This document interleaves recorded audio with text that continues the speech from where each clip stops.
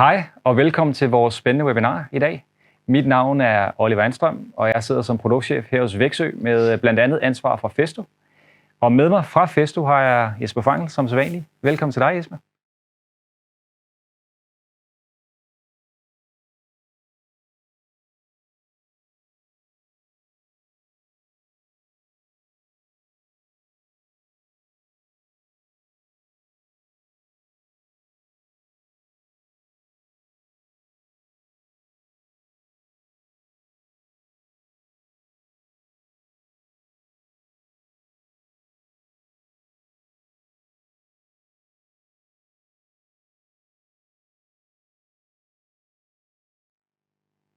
Ja, det er korrekt. Man kan sige helt overordnet, så er der er man kunne sige tre kriterier, som man typisk vil kigge ind i. Det første er jo selvfølgelig, når vi skal vælge en teknisk løsning, så er det jo, hvad har vi rent faktisk af tekniske krav til den her løsning? For der er jo nogle forskelle på pneumatik og på elektrisk automation, som Roland Folk selvfølgelig kommer ind på her senere. Nummer 2, det er prisen. Og der er jo en indkøbsforskel i pris på de to teknologier.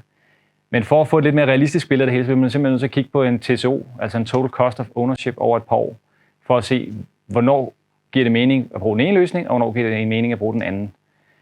Og så til sidst kan man sige, som der hører lidt ind under TCO'en, det er jo også energioptimering. Altså hvor meget energi bruger vi, hvor meget CO2 udleder vi. Det er der jo selvfølgelig noget politik i, der er noget PR i det, så det er jo noget, der fylder meget hos os alle sammen i dag.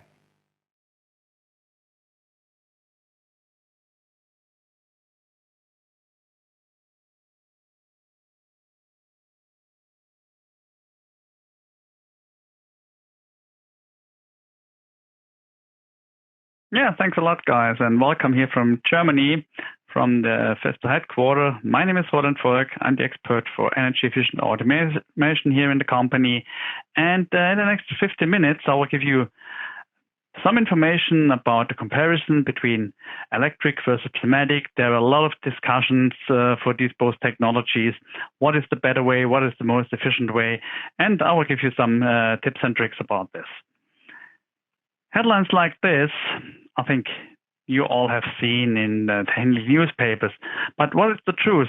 Is it really true that the air is out? And if you want to have more efficient systems, you have to replace pneumatics by industrial linear motors? We will see. A daily comparison has a lot of phases. But mostly, if you see in the daily newspapers, the focus is on the energy consumption. Only a few takes a look to the costs, especially the investment costs, and also the techniques, the productivity and the environment. First of all, I will give you some information about compressor systems, because this is the energy for pneumatics, and so we have to take care for the generation of compressed air. And I think a lot of you have this diagram, this energy diagram on the left side here in mind. So this means 100% of electrical energy you put in a compressor. At the end, we have 7% less directly on the machine. This was valid for a long time. This was created in 1994, but it's not unique. It's a wrong argument here. And we know since around about 10 years that a compressor is much more efficient than we will see here on this diagram. Here, a modern system with a 64 kilowatt machine, 64 kilowatt compressor, 100% in. We have our losses in the compression, in the preparation, and so on. But at the end, we have round about 42% remain on the machine. This is part of theoretical. In most cases, the degree of efficiency from a compressed air system is around about 20 to 25%. I have a lot of discussions with our customers about the technologies, and they ask me mostly, what is the better way? What is the most efficient way? So my answer is the application is the key. and we tried to figure out some key questions to choose which is the best technology for the application. And you see here these 5 questions. So, do we need a free and flexible position? Are there long strokes with high speed and short cycle times required on the machine? Do we need more than 3 positions in our application? Or have to drive more tasks than clamping or holding? And last but not least, is a smooth motion required on the system? If we can answer all questions with no, a pneumatic drive seems to be the best solution. If one answers yes, we have to think about electrical or servo-pneumatic drive system here. Because both technologies have their strengths and also their weaknesses. I will start on the electrical side. The strengths on the electrical system, we have a flexible operational profile. We can easily adjust the drive system. We have really high stiffness, high dynamic movements, much more higher than pneumatic systems. And in our case, we have a low dependent use of energy. So depends how many weight is on the drive. This is the result then for the energy consumption. A pneumatic system always takes the same energy. If you run the cylinder with a high load or with no load, every time the same, the volume for the drive has to be filled. The strengths on the pneumatic system, it's easy and cost efficient. We have a low maintenance, normally high degree of protection, especially in X areas where we have to spend a lot of money for electrical systems. There's no problem with the pneumatic system. Then absolutely advantage, we have high density, so a small required space. We have a lot of force on a small space in the machine, easy installation and setup, and 100% overload possibility. The weaknesses on the electrical side, it's really complex, the system design. We have a limited overload capability. We have a high required space, a high investment. We're talking at the moment about a ratio between 1:4 up to 1:8 between a pneumatic system and an electrical system in the same application. And don't forget, we have a decentralized heat generation on the electrical system. So each motor, each controller is generating heat directly on the machine. A pneumatic system is generating the heat at the compressor. And this amount of heat we can use in a heat recovery system. Direct to the machine, there is no chance to have a heat recovery system. The weaknesses on the pneumatic side, we have this image of a high energy consumption. As I mentioned before, for each stroke, the cylinder takes the same volume, so the same amount of energy. We have these energy losses with leakages. I hear it, I don't know how many 100 times. And pneumatic system is not completely sealed. I think you all know this. We also know it, but we are talking here about leakages in the amount of 1 to maximum 5 liters per hour. A leakage you can hear will start at 2 liters per minute.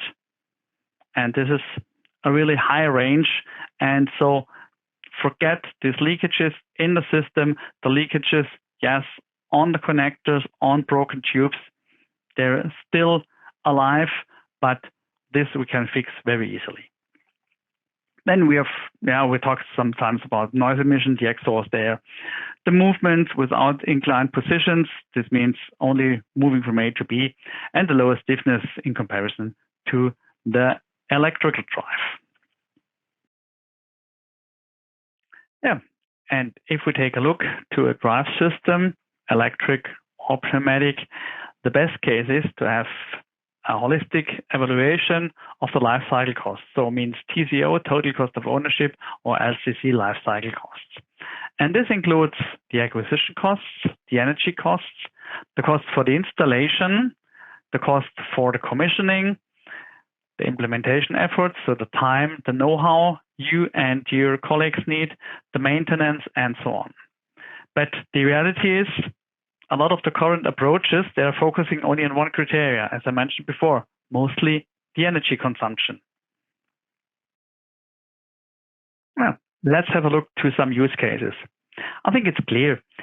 Everybody wants to have his application, his solution at the best system. So the competitor use cases are tailored mostly to their favor.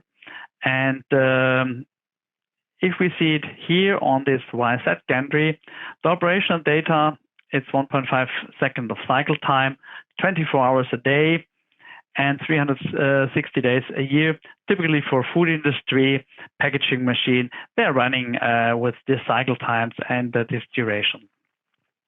The cost you can see here, this is typically for Germany.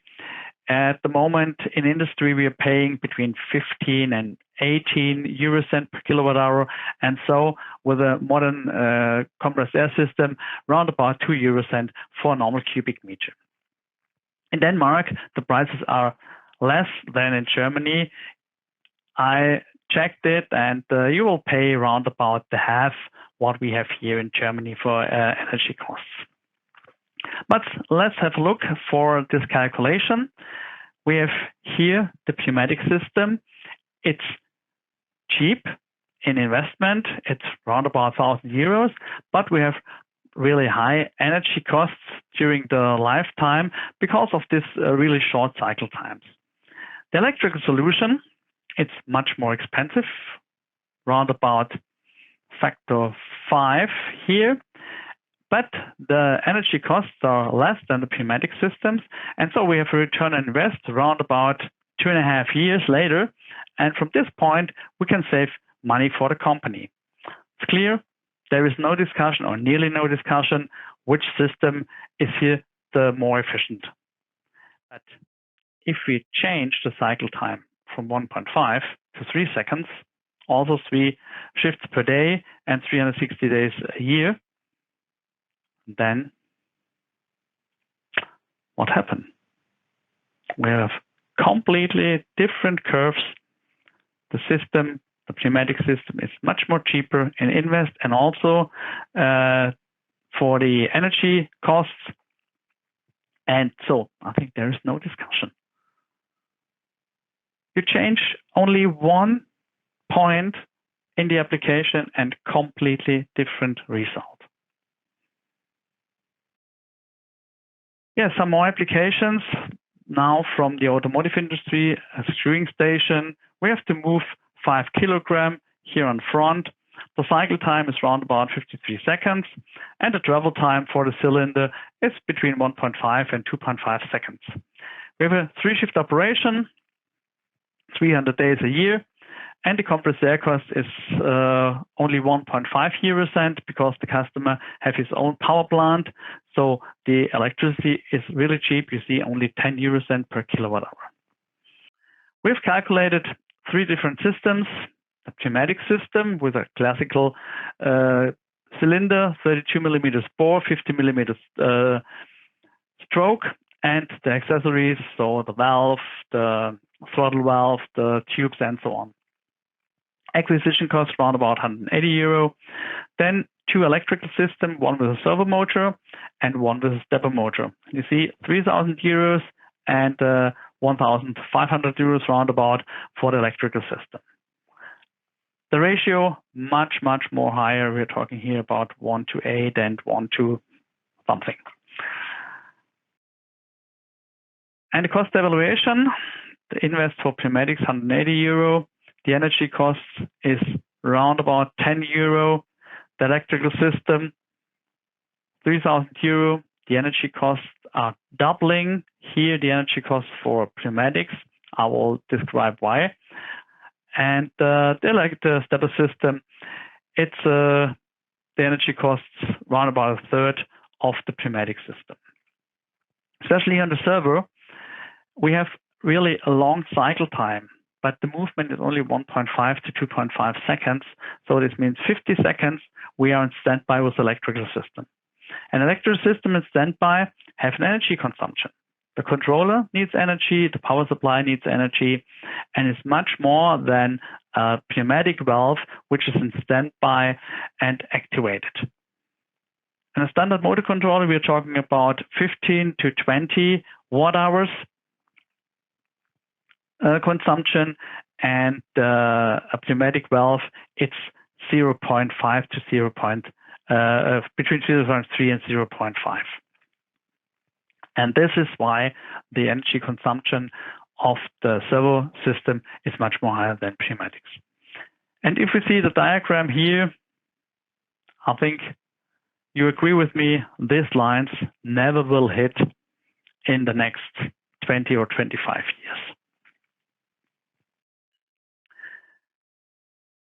Another application, it's a transfer system. You can see it here. We're picking parts from this side, 1.8 meters vertical and then 4 meters horizontal and down 1.8 meters to another conveyor belt. 1.5 kilos, the cycle time is 23 seconds and the travel times horizontal 5.5 and the vertical 2.5 seconds. Same boundary conditions, and the calculation here, you can see the pneumatic system is 5,500 euros and the electrical system is 9,500 euros only investment. And here we have the cost for energy. We have now 1,700 euros for the pneumatic system and only 117 euros for the electrical system. So after 3 years, the electrical system is paid. And I think here's clear. I will choose the electrical system here. Yeah, and at the end, I will show you a live demonstration, pneumatic versus electric. We have here a demonstrator, the electrical drive. It's a 100 millimeter electrical drive with a tooth belt. And on the right side, it's a pneumatic drive, also with 100 millimeters. They have nearly the same force. And we run this two drives in 3 different movements. First of all, is a movement without any load, 3 times. Then pneumatic system, 3 times. We will zoom in that you can see the values later. Now we are running with a load of around about 10 Newton. And at the end, we have here holding a mass with around about 55 newtons. So the pneumatic system is pressing against the electrical system. Now we are changing. The electrical system is pressing against the pneumatic system. And if we take a look now to the values, the linear movement without any load, electrical system, it's 25 watt seconds. The pneumatic system, it's 78, so 3 times more, with a load of 10 Newton, 26 to 21, and now. The pneumatic system is pressing the electrical system and it's increasing the energy consumption 240, and on the other side, the pneumatic system has the force inside when it's activated. Holding, pressing, clamping, these are the advantages for pneumatics and movements with long strokes and short cycle times and lower force. This is the advantage of the electric system. A short overview of pneumatic versus electric. I hope I have given you some tips and tricks. And if there are questions, please ask. My contact data you will get from Jasper. And have a nice day. Bye. Thanks a lot, Roland, for your very interesting presentation. Som man tydeligt kunne høre her, så er der jo masser af applikationer både til elektriske løsninger og til pneumatiske løsninger. Og det er den konkrete opgave, som afgør, om det er det ene eller det andet, der er det mest optimale. Og for at man overhovedet kan finde ud af, hvad der er den mest anvendelige løsning og den bedste løsning, så bliver man jo faktisk nødt til at lave en TCO-beregning. Korrekt, ja. Som I kan se her på den her PowerPoint, og som Roland så fint var inde på, så er der jo en masse kriterier, man kan bruge til at udvælge, hvilken løsning man har brug for.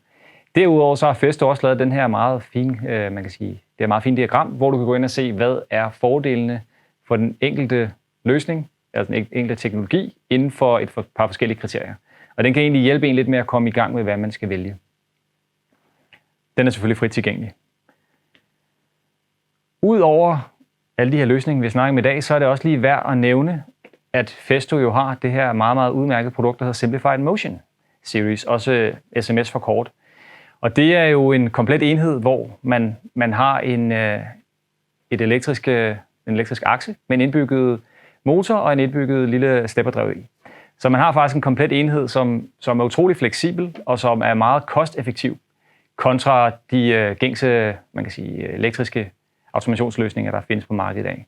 Så det er et super fint alternativ, som lidt en mellemting mellem pneumatik og de gængse servoløsninger, der findes. Og vi har lavet, sidste år, der lavede vi et webinar, hvor vi specifikt fokuserede på det her produkt. Så det kan man gå ind og gense, eller se selvfølgelig for første gang på vores YouTube-kanal. Man skal bare søge efter Væksø inde på YouTube.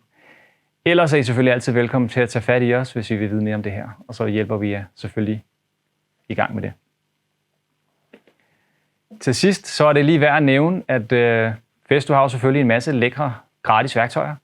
Og blandt andet så har de også den her TSO-beregner, som så man kan bruge til at sammenligne pneumatik med en Simplified Motion løsning.